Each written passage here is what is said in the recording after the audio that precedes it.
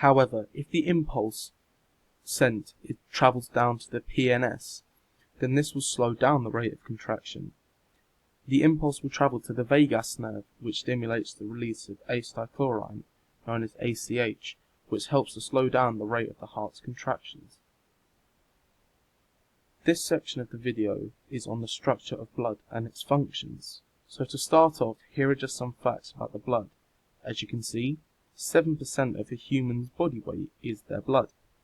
Men have more blood than women, and a few other stats that we will go into much more detail on in just a second. So to start off, you need to understand that blood is made up of 4 main components. As you can see in the diagram, these 4 components are red blood cells, white blood cells, plasma, and platelets. First, red blood cells. Red blood cells are produced within a human's long bone marrow. These are produced, they also produce hemoglobin, which is crucial because the hemoglobin carries the oxygen around the body to our muscles. It is the hemoglobin that gives the red blood cells its red colour, and why deoxygenated blood is more of a bluey colour. Our red blood cells make up about 45% of our total blood volume. Hematocrit is the volume of percentage of red blood cells in our body. It is easy to work this out. All you need to do is this equation. Hematocrit equals volume of the red blood cells divided by the total volume. Polycythemia is a condition a person can contract if their red blood cell count is too high, and anemia if their blood count is too low. And now we can move on to white blood cells. These, just like the red blood cells, are produced in the human's bone marrow.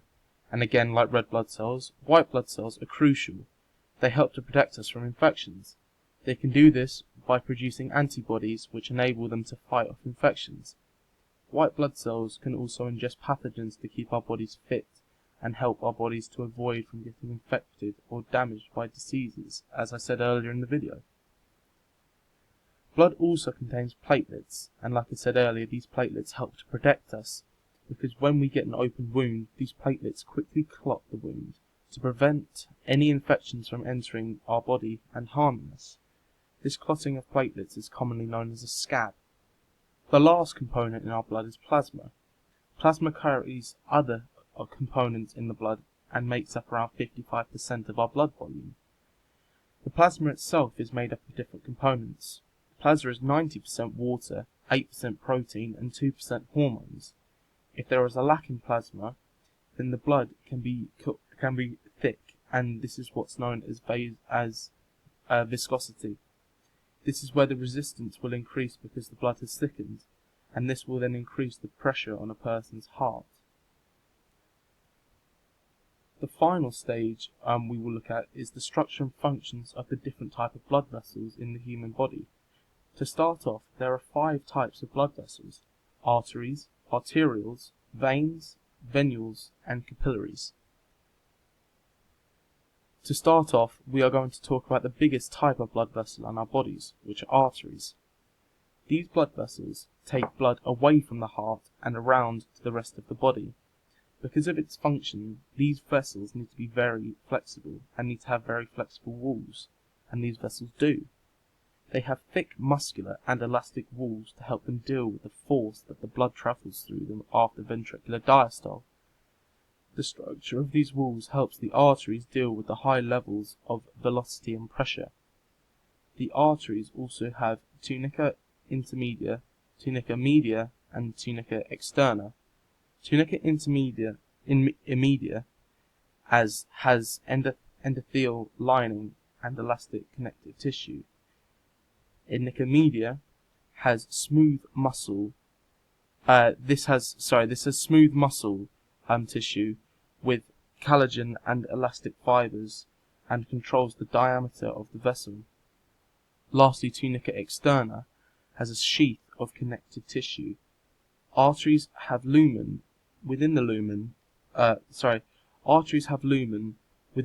to allow large amounts of blood to flow through them. They also include endothelium, which is the tissue that form a large layer of cells that line the blood vessels. Next, we can move on to talk about arterioles. Arterioles branch off from the arteries and their main function is the distribution of blood. Arterioles are controlled by the sympathetic nervous system, and this allows them to vasoconstrict or dilate depending on the impulse sent to them. Arterioles are surrounded by smooth muscle tissue which allows them to vasoconstrict and dilate. They also are regulators of blood pressure and blood flow because they can control how much blood flows through them, which will affect the blood pressure and blood flow. And just like the arteries, arterioles also contain endothelium. Thirdly on our list of blood vessels are capillaries. These blood vessels are much smaller and to the previous two types of blood vessels, arterioles and arteries. However, there are lots of them and they have an enormous surface area which helps them to do their job even better. Capillaries' main function is gas exchanges.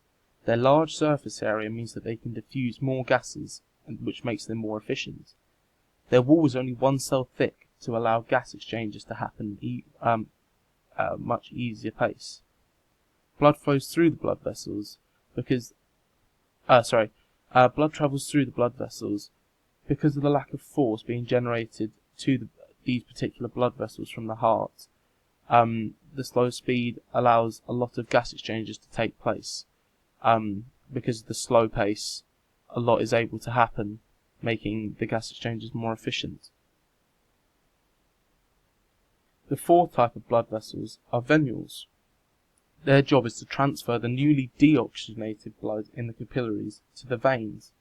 Venules don't have valves within them, and they do not have a muscular wall, and they are smaller than veins.